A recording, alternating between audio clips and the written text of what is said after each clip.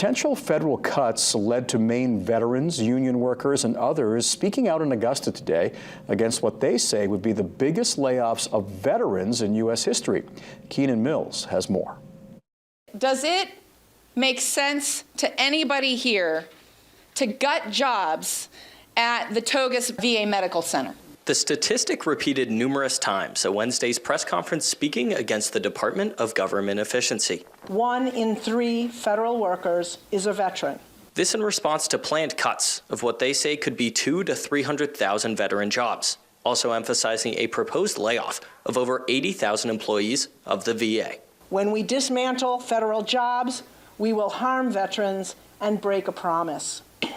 We call on our elected leaders to honor the promise we made and to do everything in their power to reject these attacks on our veterans. The cuts would have impacts on places such as the DOGE VA Medical Center in Augusta, with not only a cut on jobs, but what they say could be a decrease to resources. Today, every one of us carries a personal story about a veteran who has touched our lives, or we're veterans ourselves. This is important. For veterans, they say it includes services that are critical.